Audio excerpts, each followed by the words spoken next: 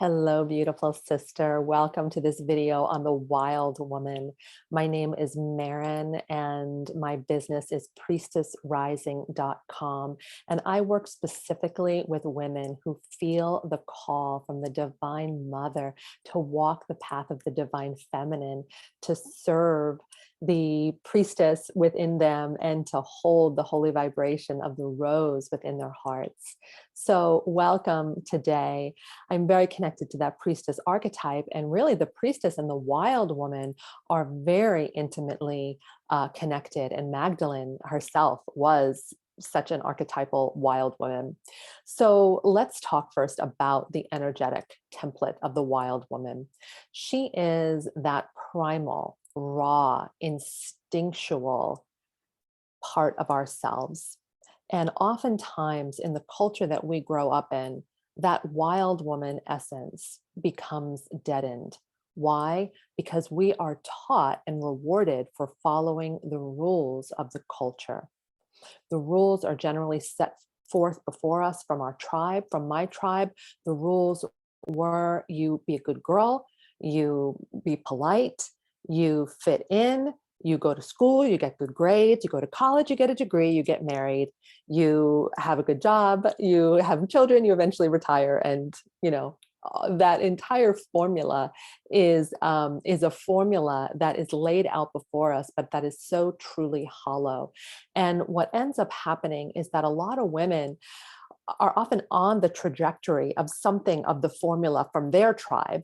And oftentimes there's an impulse that begins to arise. And it's the archetypal sort of howl of the wolves outside of the window that captures the woman's, the sort of the householder's attention. And suddenly she feels the magnetic pull of the wilderness, of the unknown, of something kind of taking her out of who she thought herself to be and her entire identity.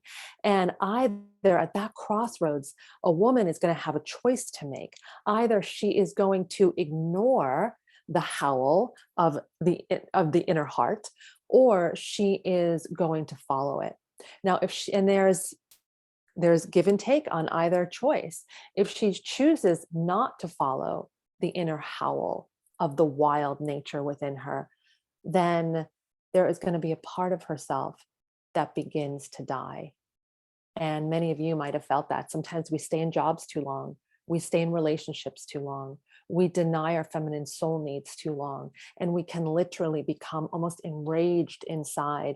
And once the rage passes, it's the rage of inner betrayal. And once that passes, then we just start to become numb. And sometimes women will find their way out of that numbness, and they'll make a hard, decisive, daring choice to go out into the wilderness after originally denying that call. But some women, they hear the call and they know that they can't deny it. And they take a deep breath and they go into the wilderness and into the unknown. They have no idea even what is calling them, why they're going, what is going to happen. All they know is that they must follow this impulse or make the choice to let a part of themselves die. And so that choice to go into the wild is truly a choice of choosing oneself over the formulaic rules of an indoctrinated culture that tells you who to be, how to live, what you're supposed to have to be happy, etc. And when a woman decides not to follow those rules anymore, it can kick up a lot of fear. And fear ultimately is part of the wild woman initiation. To dance with that fear, to navigate that fear, it causes us to activate and ignite within us that primal nature, that vulnerable sense of really listening to one's own soul voice. For the archetypal wild woman, you can say that it's like her animal instincts start to come online again. She has to relearn how to see in the dark, follow the cycles of the moon. She has to learn how to follow the rhythms of her own body. She has to learn how to sniff out the scent of where it is that she's going. All these incredible metaphors for what it means to sort of follow blindly in the unknown of the realms of the soul. Now, for a woman that truly initiates herself as the wild woman, she will eventually need to reject her tribe and her who she was supposed to be. She will have to reject that identity. And oftentimes for women, it can feel a little bit like she's being an imposter at first, and that really gets kicked up, that imposter syndrome code, that imposter syndrome pattern. And also just the idea of the, we are tribal people by nature. We are communal, we are connected.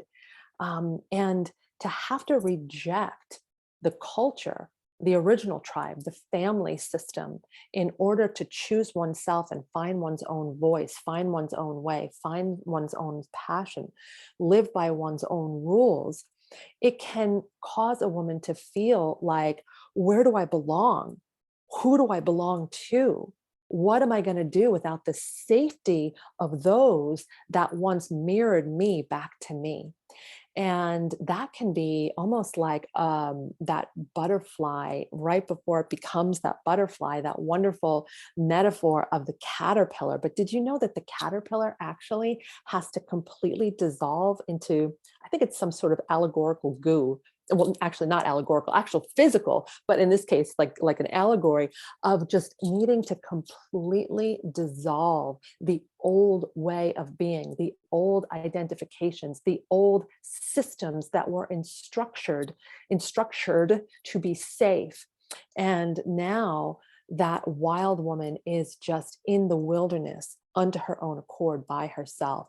Or another metaphor, she is the caterpillar completely dissolving, losing herself. And this can be uncomfortable for a woman who's moving through it for the first time.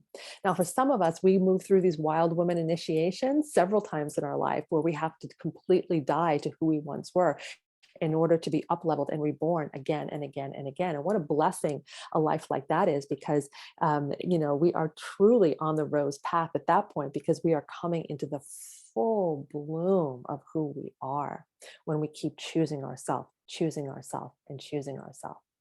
Now, one of the things that we have to be aware of and perhaps develop a compassion around is that there will be judgment projected upon the wild woman, the woman who dares to break out of the enculturation and the indoctrination, who dares to follow her own rules.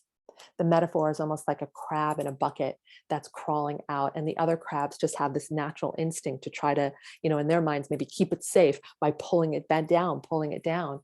But so oftentimes women who are deeply indoctrinated in the culture will judge a wild woman. I know this happens all the time in my family.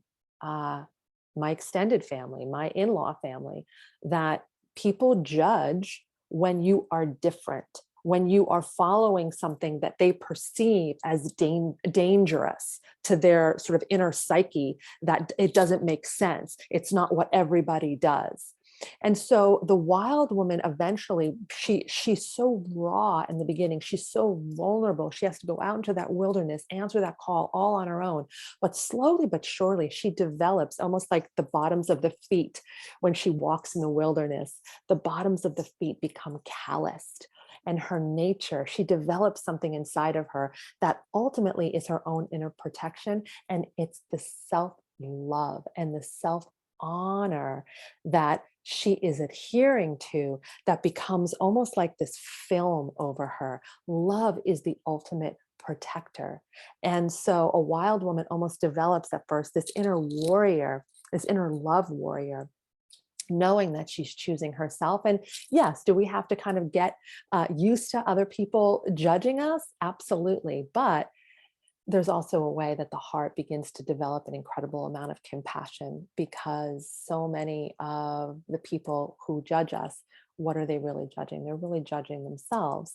And that just becomes what it is. So, that question that a wild woman carries within her, like a song that goes off in her belly and her bones, is what truly keeps her on the path. And it's the question of, why have I come? What is my reason for being? And when you start to live in accordance to that question, that's the nature of the soul that begins to guide our way.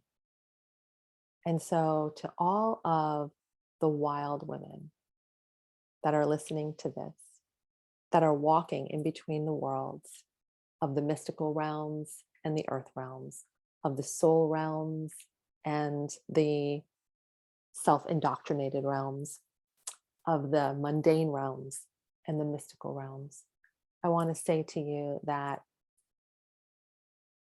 keep going, keep going, keep listening, keep following, keep developing yourself. Because eventually, what happens is that the wild woman just knows. There's a knowing vibration that begins to come online in our body, in our blood, in our being. We know who we are. We know how we serve. We know we are here. We are here. We are here for a powerful purpose. Bless your heart. Bless your holy howl. Bless that inner wild within. Thanks so much for listening.